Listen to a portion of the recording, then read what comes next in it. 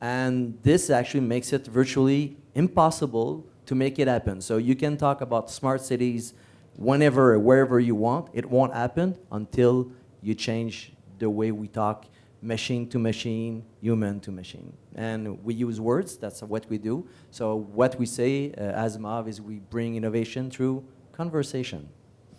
That's fantastic. That's great. In the interest of time, I'll turn over to the audience if you have any questions for our panel, and then we'll resume back here.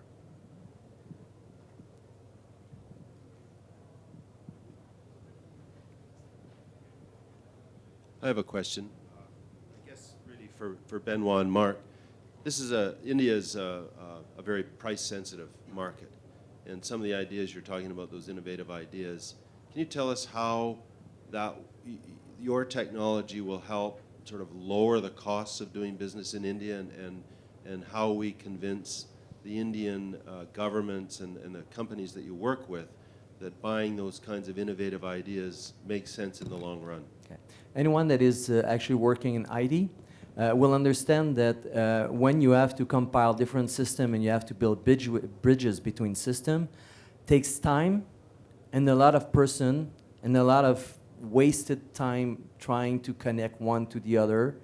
And with a system where you actually deconstruct everything into the same words that every system uses, you actually make it instantaneous. Every time you make a change in the series of action you need to do, it's instantaneous. Instead of waiting a year or 2 years, just having your simple website, it takes 3 months. Now we can do that in a matter of hours.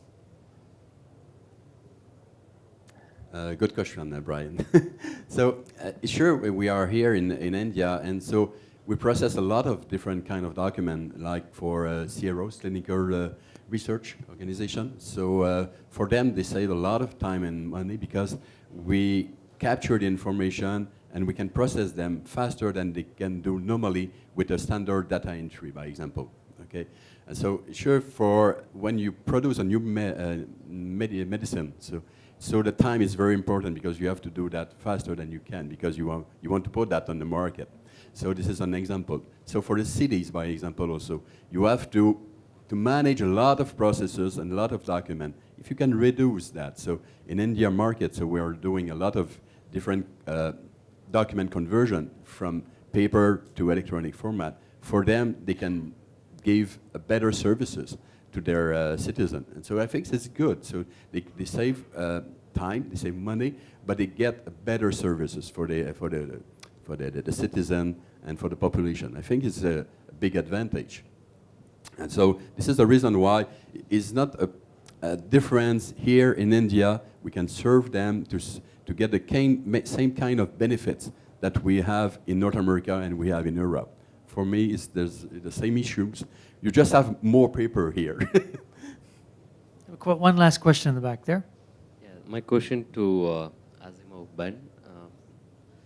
Ben, what is voice recognition? Is it something related to your artificial intelligence? Yes, actually, words are actually, when you speak, you use words. That's what we do. So we need voice recognition. So we do actually act on data, we programming by just speaking to the machine.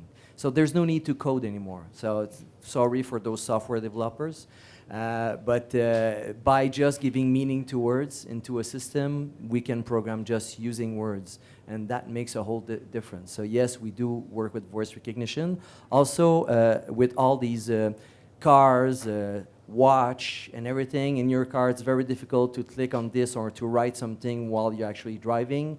That will make it actually perfect for these environments and things like that. And there's probably one point I heard about small companies and things like that. In Quebec, we're a small community, only 7 million people, so I'm sure for you, you can relate to only 7 million people.